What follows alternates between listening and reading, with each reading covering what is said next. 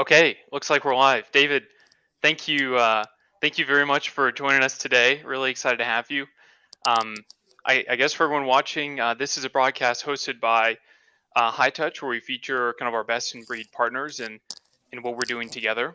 So I'm Lee Pennebaker. I help lead partnerships here at Hightouch, and really excited to talk about what we're doing today with Snowflake. David, if you don't mind introducing yourself. You bet. And thank you for having me. I really appreciate the opportunity to talk about our partnership with High Touch and Snowflake in general. So my name is David Wells. I work on the marketplace team at Snowflake. I'm specific to media and advertising. So my remit is to onboard best-in-class providers, services into our marketplace that all manner of Snowflake partners will use, whether those are large marketers, platforms, or publishers. And then I also moonlight on the media and advertising vertical at Snowflake, which a gentleman named Bill Stratton leads. So working on the go-to-market of how do we surface, best-in-class solutions specific to what we call the media data cloud. Awesome. And I think the theme today that we kind of like to explore a bit more is at a really high level, what's going on in media and advertising, where we've kind of hit maybe a V2 with the rise of the data cloud and the proprietary architecture that Snowflake provides. And when you mix activation with that, what we're starting to see with customers and the value we're unlocking. So at the outset, David, if you don't mind just kicking off with kind Sure. of what is your background? Where did you come from to Snowflake, and what compelled you to move to Snowflake? Yeah, that's a great question. So I've worked in, I'd say, ad tech for the last like 14 or 15 years. I worked at some audience solutions once upon a time when, um, there was still a lot of managed service where people were still using data in partnership with like media activations. They weren't decoupling data and media. And then at the rise of programmatic, I went to an offline data company, Axiom, where I was doing a lot of things within their sort of digital group, where we were surfacing data sets in all manner of partners, programmatic partners, whether it's DMPs or DSPs, and I managed some of those relationships. And then while I was there, we acquired a little company called LiveRamp, which worked out well. And long story short, I actually went to LiveRamp, where I worked on the marketplace team and managed some partnerships with programmatic platforms like the Trade Desk and others, as well as large agency holding companies.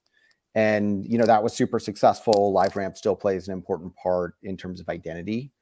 And then I was in a period of transition with LiveRamp where I was going to do some additional things in terms of BD. And I heard about this little company called Snowflake. And actually, I heard about Snowflake when I was talking to the Trade Desk. And the Trade Desk was using Snowflake to sort of surface their Reds feed or real-time event-level data to their partners that were on Snowflake. So marketers would access ad logs and then query those logs to extrapolate insights about their campaigns. And so I started talking to the marketplace team, and I thought this was really cool. There was this idea that, partners that had parked their data in Snowflake, they had a need of different data sets to extrapolate value from that first party data that they had, whether it was CRM data or customer data or ad logs or things like that.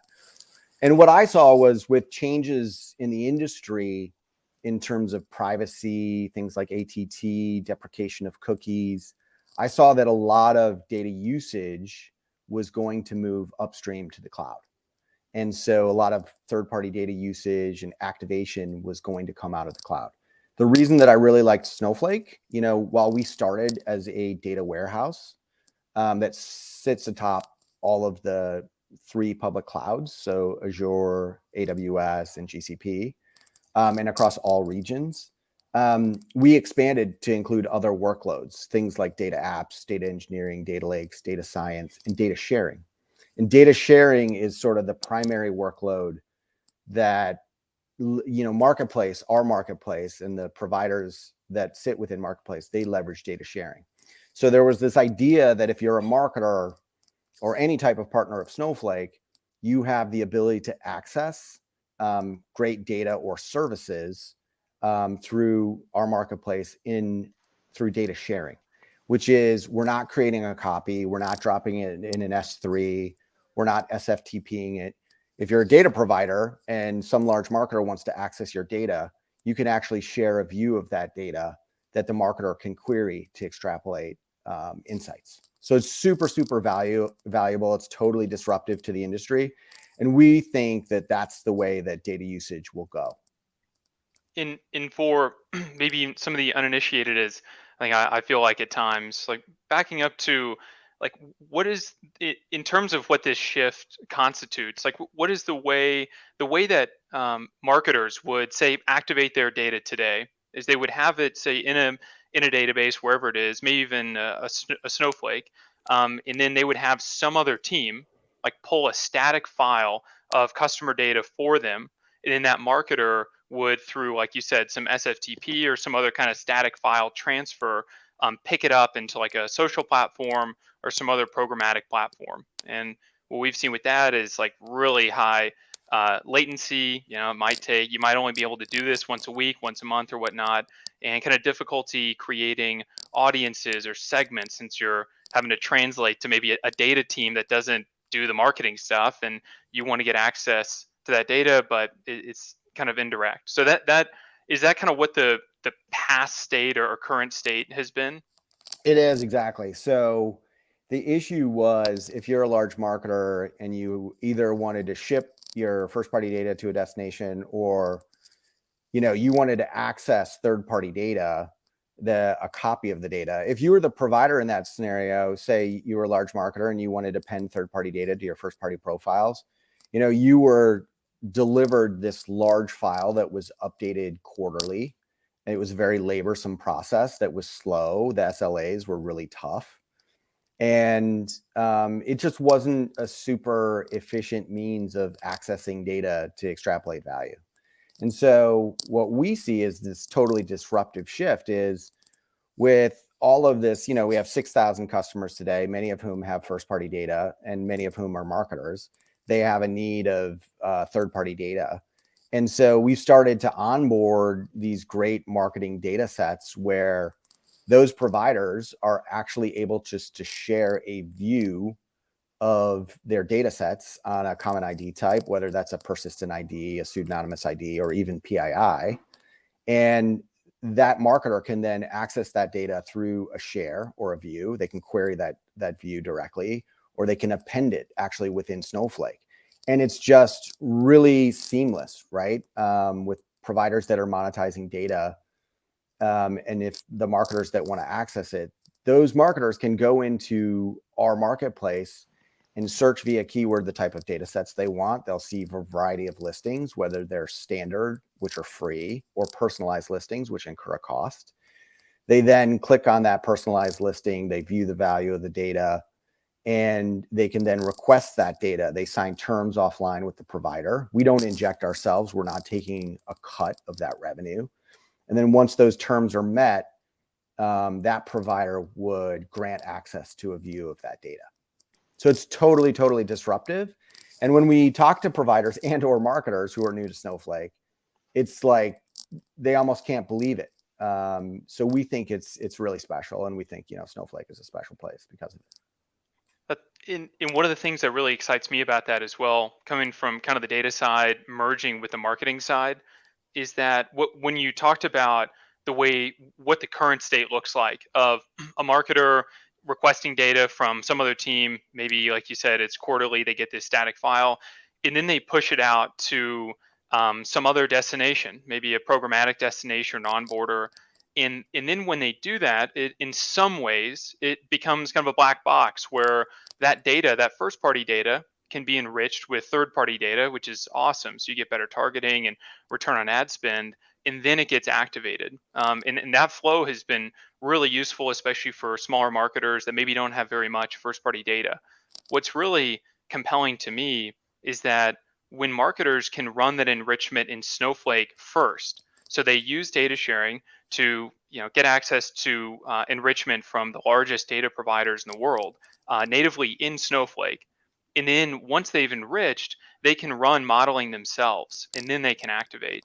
And the difference in that between the current state of pushing the data to somewhere else that enriches and activates is that marketers now can provide like proprietary business logic to that data that has been enriched such that they can audience or segment that out in ways that are unique to their business. So for example, like a third party that I might send my first party data to activate on my behalf, they don't know what churn means to me. They don't know what propensity scoring means to me or customer lifetime value. All of Mhm. that is and will always be unique to my business. And Snowflake unlocks that ability by kind of flipping enrichment to the beginning of that process with data sharing instead of like after I send that data over to someone else. What do you think about that? Yeah, I think you're exactly right. So the enrichment and the insights and the segmentation is happening upstream as opposed to the point of activation.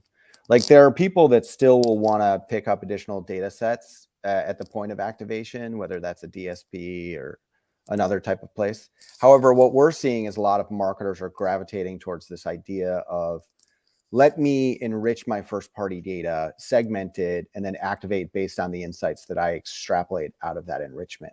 So think of like a large CPG marketer who might want to target across Facebook. They could leverage any type of data set through Snowflake's marketplace, whether it's demographic data, lifestyle segmentation, propensity models like affinity for like professional sports leagues where that might align with their core constituency. And they can enrich that first party data with third party data. And then they can leverage a partner like Hightouch to actually API it to a destination like Facebook and actually run a campaign and optimize that campaign.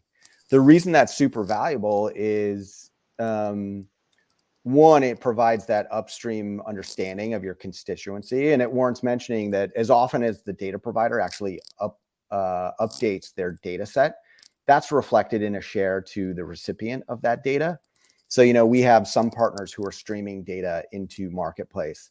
When they share that data with a large marketer, that marketer can continually run queries against that data because David in January is not the same person necessarily in terms Hmm. of his interests as David in June. In January in Princeton, New Jersey, where I live, I'm huddled up and it's the middle of winter. In June, I'm out west in Teton Valley, Idaho, where I'm fly fishing.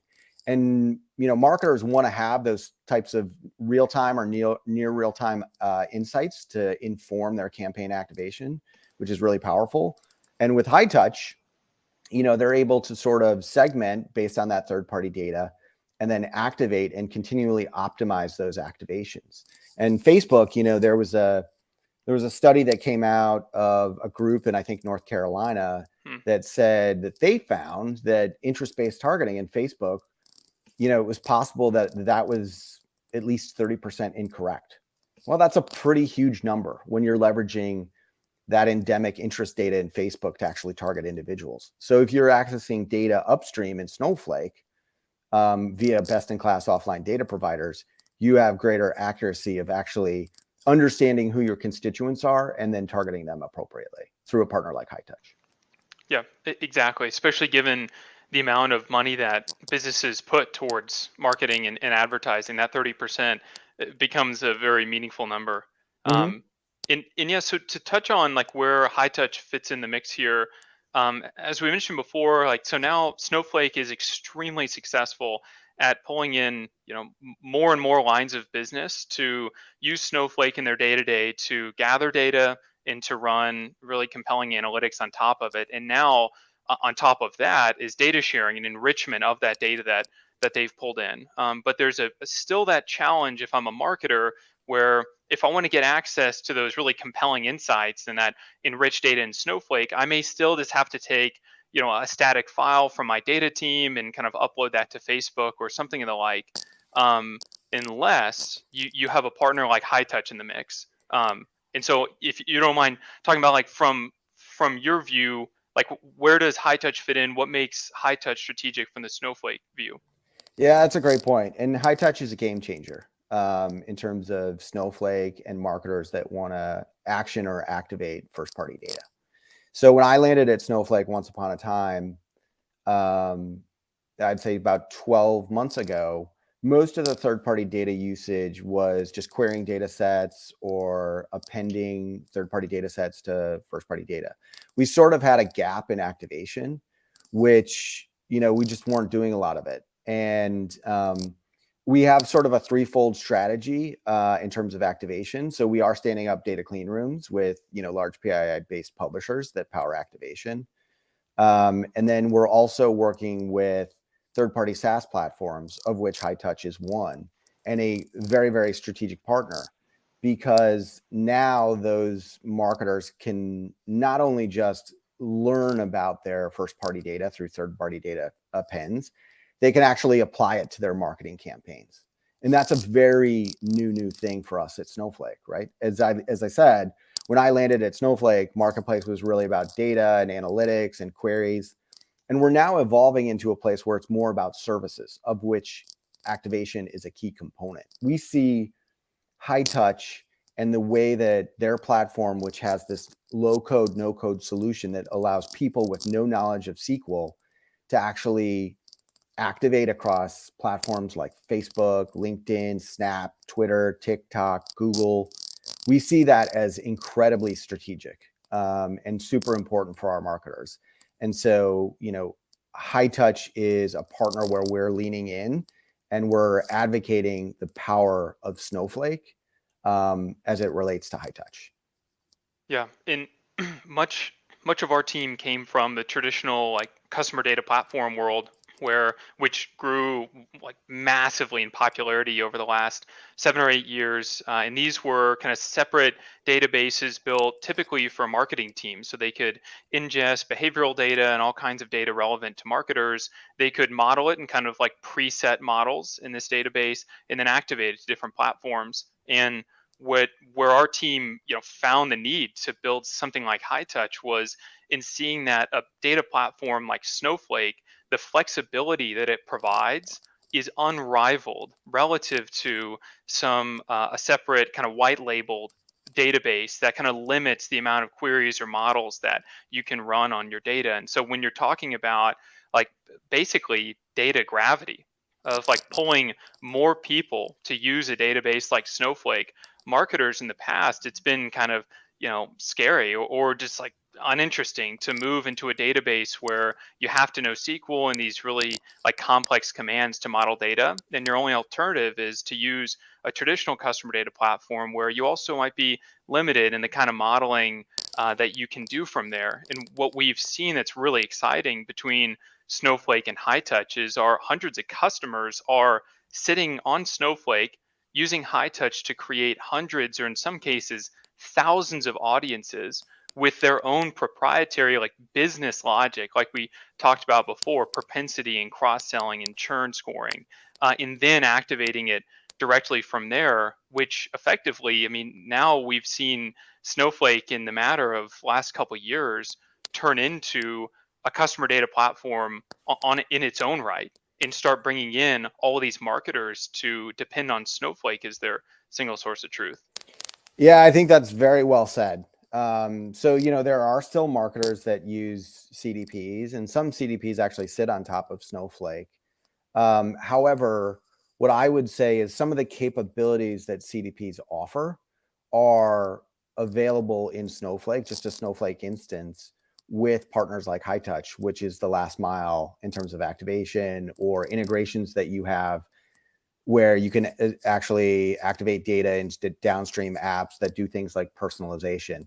And the groundbreaking nature of the Hightouch Snowflake partnership is exactly what you said, is you have a very high level of sophistication in terms of how you're able to leverage data, whether it's for things like campaign activation or personalization, things like that.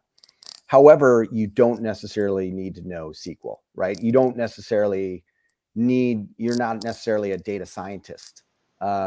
People in marketing departments are able to leverage Hightouch on top of Snowflake to do that advanced modeling and activation with a very turnkey solution that requires no SQL knowledge. Yeah, and I guess I see we're coming to time here. Maybe as a last question for you, what do you see Sure. as the future here? And maybe I'll lob something up that we've been discussing is the idea of embedding like a high touch UI into Snowflake itself, so that a marketer doesn't even need to leave the Snowflake platform to build and activate audiences. What do you see as like a really exciting development coming down the line with activation on Snowflake? Yeah, I think that's exactly right. So if you think about Snowflake, and we have this, think of it as a massive database, right? Where there are different partitions and government and security of data and who's able to access it within an organization or with a partner. We've created this massive network and a platform that sits atop the three public data clouds, which is super, super powerful. And we now have 6,000 customers, as I said, many of whom have first party data, marketing data, actually within Snowflake. And so what we're seeing is, as opposed to shipping data to a destination to activate it, some of those platforms are actually coming to Snowflake to build solutions on top of Snowflake. And Hightouch is one of those, right? Like, so your solution sits on top of Snowflake. It allows that advanced segmentation, model building, and you're then, using the UI to actually activate across platforms like, Facebook and LinkedIn and others that I mentioned. And I think we're at the early stages of it, and we're at the early stages of the Hightouch Snowflake partnership. However, I think we're going to work together to develop even more so the level of sophistication and the number of destinations and the applications of data via Hightouch across like the ad tech martech ecosystem, right? So today we talk about really popular social platforms where you're able to activate data and run always on campaigns and constantly optimize those campaigns. You talked about some programmatic destinations, a small little company called Google, as well as others like Xandr. That's incredibly powerful. There are also marketing platforms. You were talking about, leveraging Hightouch to actually activate across, potentially a personalization platform that can personalize experience when different consumers go to their to a marketer's website. And I think it's just going to expand, like the number of destinations where marketers can leverage data in a privacy compliant, very seamless way to do things in terms of media and advertising, which is my primary remit, as well as, additional types of applications. Yeah, it's awesome, and it seems like it all basically builds up to this point where Snowflake is the go-to platform for marketers. Full stop. That it is where all of their data will be. It is where all their enrichment will be. All of their modeling and activation. I mean, we sure hope so. That's what our design is in mind. Bill Stratton is the head of media and advertising. He is nothing short of a visionary. He sort of created this vision, I would say 3 or 4 years ago. He was actually a Snowflake client once upon a time, and actually came to Snowflake initially as a consultant, and then he was so good that we had to hire him. And he created this vision of a media data cloud, where basically it's this massive network of publishers, platforms, data providers, identity providers, where basically we are the nexus of media and advertising. And it will expand, past media and advertising, right? Like it's not just advertising applications. Like the media data cloud will include things like sports and gaming, which may or may not have advertising applications, but will have other types of applications too. So there is a grand vision, and that grand vision is going to be announced, over time as it matures. And we think it's super, super exciting. Awesome. Well, we're excited to be a part of it now and help accelerate that growth for Snowflake. So, David, thank you again so much for the time, and look forward to more announcements to come. Okay, great. Thank you so much. It was Bye, great to David. see you.